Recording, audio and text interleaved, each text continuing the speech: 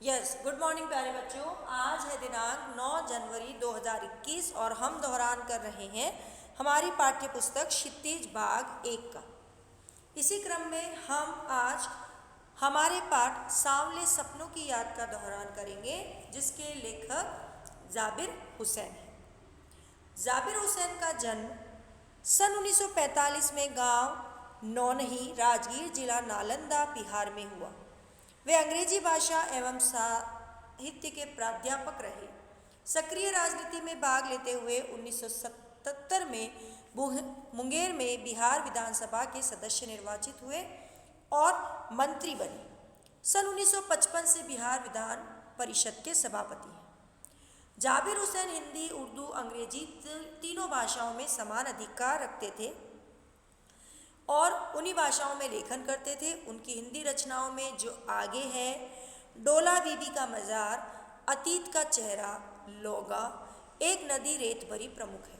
अपने लंबे राजनीतिक सामाजिक जीवन के अनुभवों में उपस्थित आम आदमी के संघर्षों को उन्होंने साहित्य में प्रकट किया है।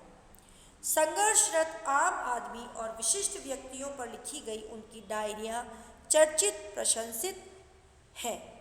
जाबिर हुसैन ने डायरी विधा में एक अभिनव प्रयोग किया है ना, कि इनके जो बेटा साहित्य रचना थी वो डायरी लेखन एक विधा होती है कि हमारा दिन भर का जो कार्य है उसे हम अपने द्वारा एक डायरी में लिखते हैं। ओके, और फिर वह इस तरह के एक साहित्य का रूप ले लेता है।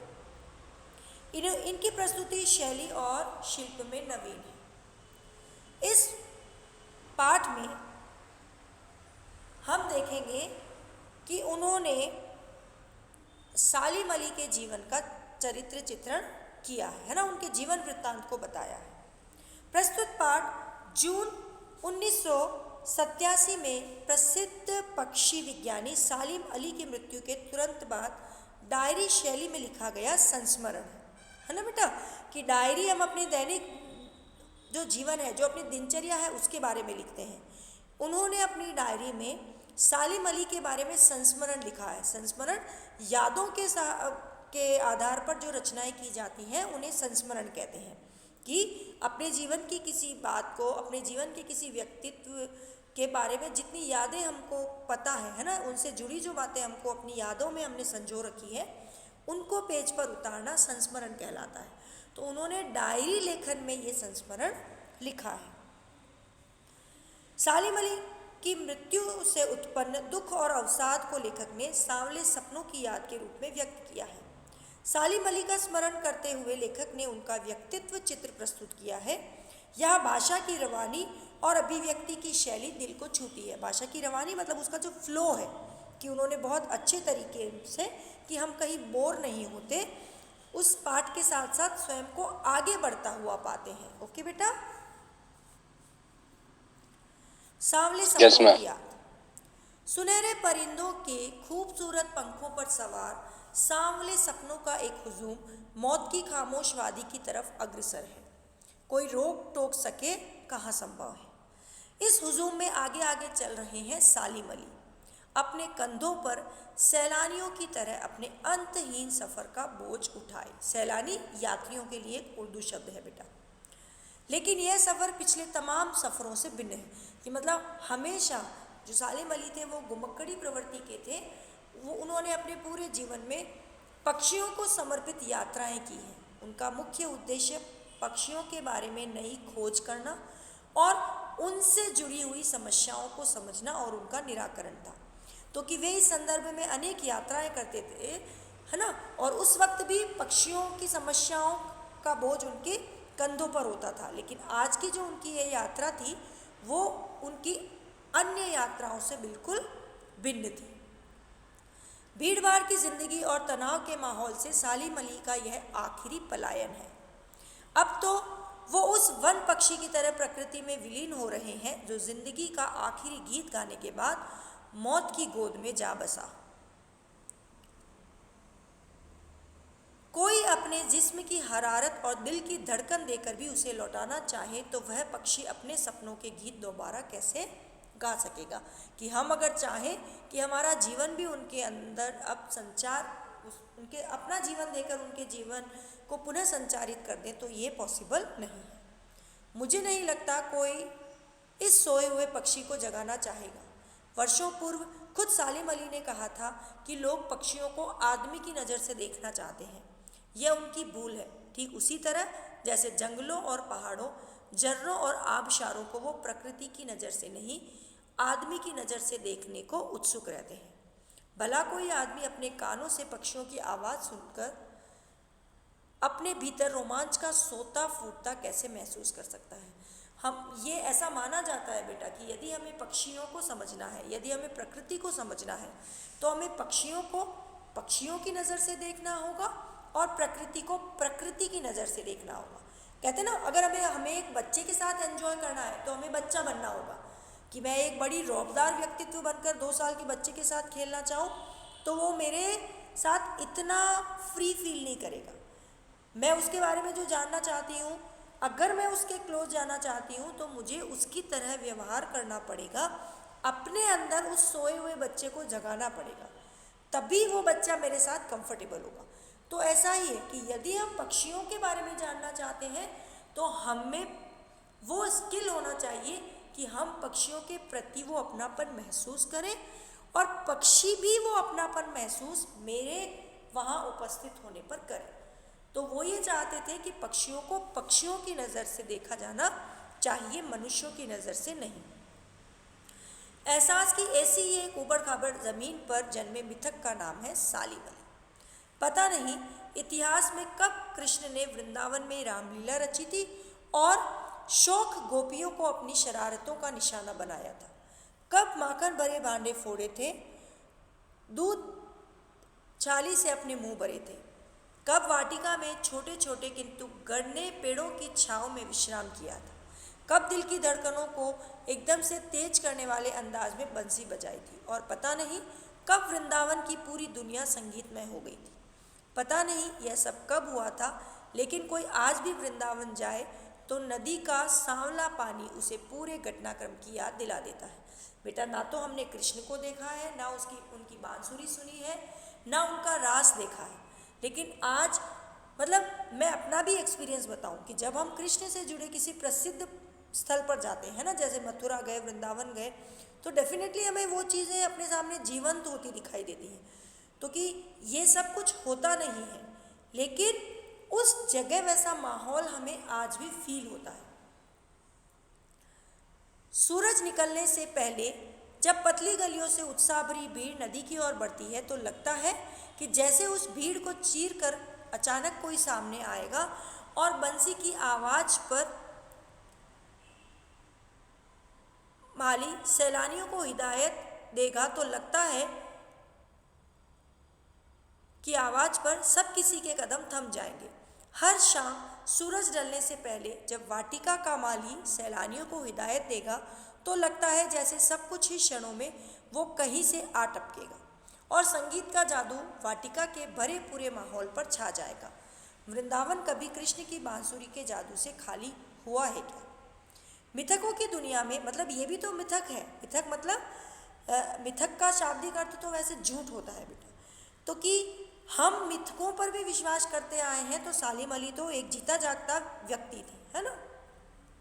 मिथकों की दुनिया में इस सवाल का जवाब तलाश करने से पहले एक नज़र कमज़ोर काया वाले उस व्यक्ति पर डाली जाए जिसे हम सालिम अली के नाम से जानते हैं।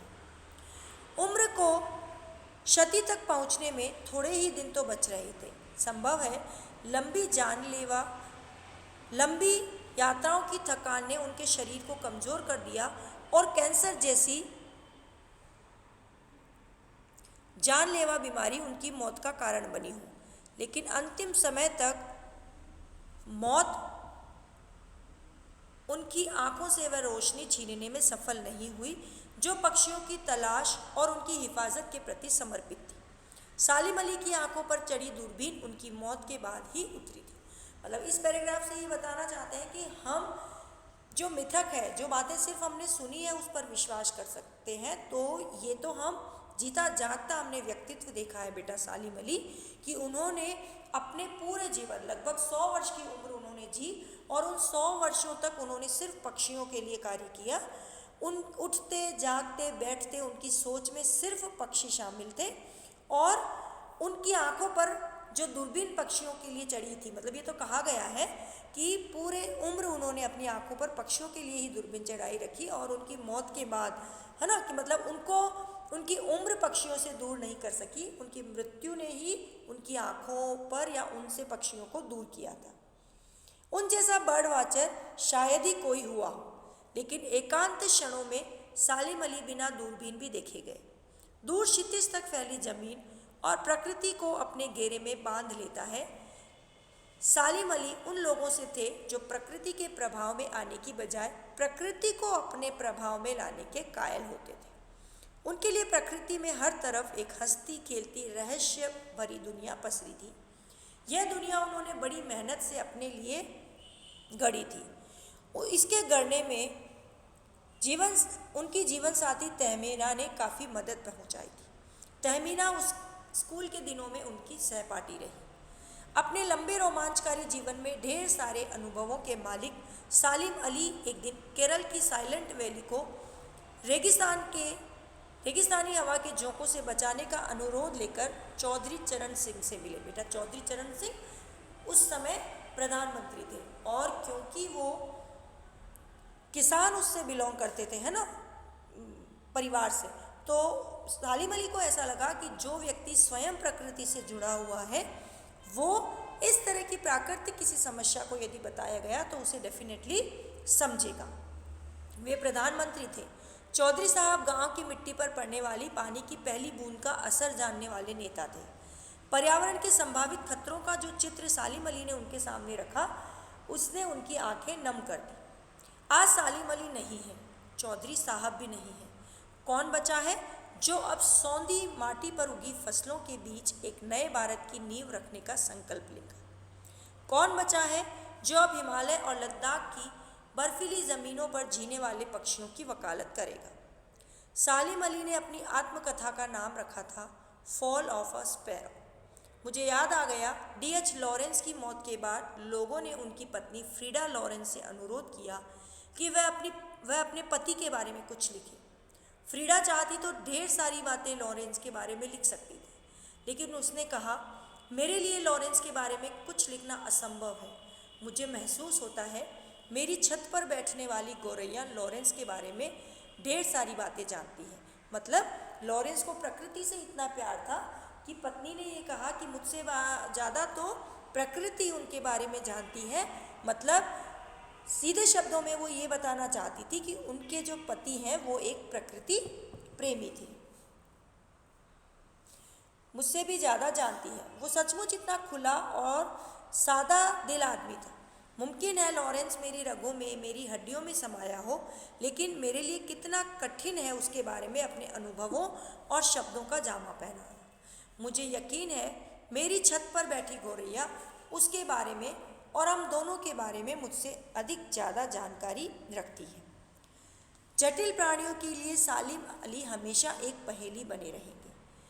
बचपन के दिनों में उनकी एयरगन से घायल होकर गिरने वाली नीलेकंठ की वह गौरैया सारी जिंदगी उन्हें खोज के नए रास्तों की तरफ ले जाती रही।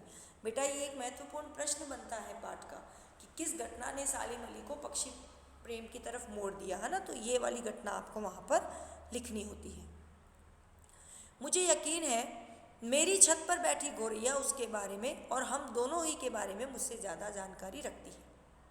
जटिल प्राणियों के लिए सालिम अली हमेशा एक पहेली बने रहेंगे। बचपन के दिनों में उनकी एयरगन से घायल होकर गिरने वाली नीलेकंठ की वह गौरैया सारी जिंदगी उन्हें खोज के नए रास्तों की तरफ ले जाती रही। जिंदगी की ऊंचाइयों में उनका विश्वास एक क्षण के लिए भी डिगा नहीं। वो लॉरेंस की ही तरह नैसर्गिक जिंदगी का प्रतिरूप बन गए। सालिम अली की प्रकृति की दुनिया में एक टापू बनने की बजाय अथाह सागर बनकर उभे। बेटा, टापू जो होता है वो स्थिर होता है और सागर, तो हमें भी अपने जीवन में टापू बनकर नहीं रहना। बेटा, टापू बनकर रहना मतलब अपने आप को सीमित कर लेना। अथाह सागर मतलब हर समय प्रवाहशील रहना और अपने भीतर बहुत सारा समेटने की क्षमता रखना। जो लोग उन्हें भ्रमणशील स्वभाव और उनकी यायावरी से परिचित थे, उन्हें महसूस होता है कि वो आज भी पक्षियों के सुराग में ही निकले हैं और बस अभी गले में लंबी दूरबीन लटकाए अपने खोजपूर्ण नतीजों के साथ लौट आएंगे।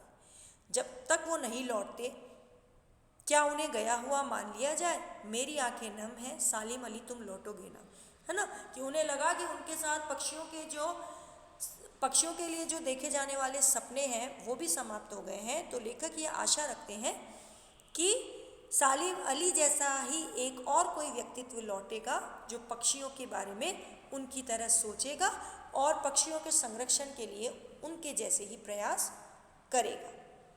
ये है बेटा हमारा पाठ सालिम अली। ओके। Yes ma'am.